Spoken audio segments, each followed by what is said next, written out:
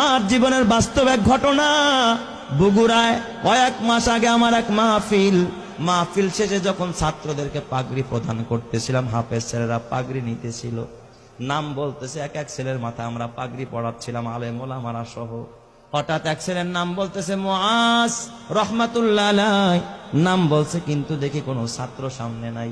কিরে মুআজ কই? কয় হুজুর মুআজ তো মারা গেছে। তাইলে নাম কেন পড়লেন? পাগড়ি কারে দিমু?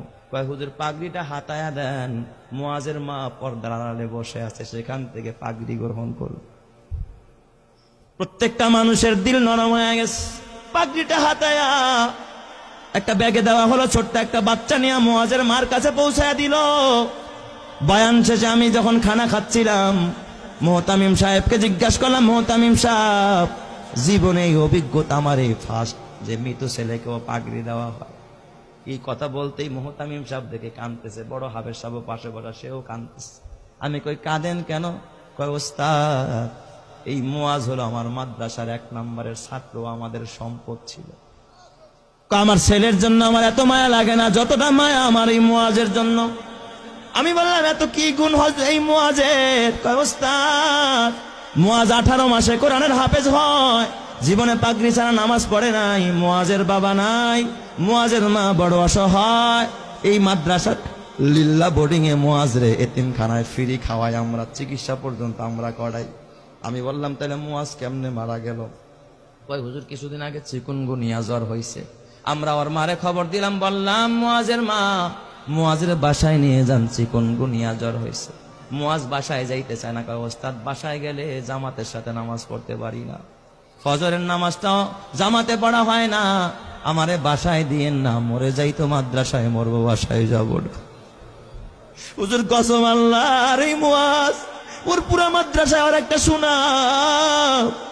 মুআজ বাসায় যায় না, মৃত্যুর আগের দিনও জোহরের নামাজটা মসজিদে গিয়া পড়েছে, আসর থেকে নিয়ে তার অবনতি, রাত্রিবেলায় এশারের নামাজের পরে আমরা পার্শ্ববর্তী ক্লিনিকে নিয়ে গেলাম, সেখানে বাবা অক্সিজেন লাগায় রাখছে।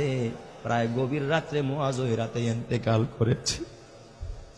হুজুর মুআজ ইন্তেকাল করেছে, আমরা স্তব্ধ হয়ে গেছি। মুআজের দাফনটা আমাদের মাদ্রাসার গেটের পাশে মাদ্রাসার কবরস্থানে আমরা করেছি। হুজুর আমি বললাম তাহলে ঠিক আছে, মুআজ ইন্তেকাল করলো, তাহলে পাগড়ি কেন মুআজের মাকে দিতে হবে? কয় ওস্তাদ, আপনি তো জানেন না। এই কথা বললাম, মুহতামিম সাহেব একটা ডেস্কের বয়ের টান দিয়ে একটা চিঠি বের করছে। কয় দেখেন, এই যে পত্র পাঠাইছে মুআজের মা। আমি চিঠিটা খুইলা দেখি মুআজের মা লিখছে সংক্ষেপে, ওস্তাদ হাফেজ সাহেব, সব ছাত্রকে পাগড়ি দিবেন, কিন্তু আমার কলিজার টুকরা, আমার কলিজা সেরা ধন মুআজরে পাগড়ি থেকে বঞ্চিত কইরেন না, আমার মুআজরে পাগড়িটা দিবেন। এই আবেদনটুকু করেছে। হাফেজ সাহেব মুআজের মারে ফোন দিয়া ব্যাখ্যা চাইলো কেমনে পাগড়ি দিব।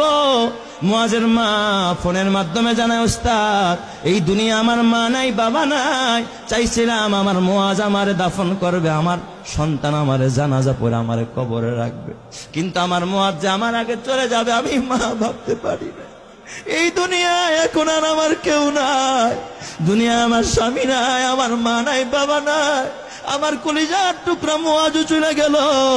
ওস্তাদ ওই পাগড়িটা আমি মা আমার মাথার কাছে দিয়া, মাথার নিচে দিয়া আমি প্রতি রাত্রে ঘুমাবো, আর আমি আমার ওয়ারেসকে বলে যাব, আমার ওয়ারেসেরা আমার মুআজ তো জানাজা পড়তে পারবে না, আমি মা যদি মারা যায় তোরা আমারে বাজারের কাফনের কাপড় দিয়ে আমারে কাফন পড়াবি না।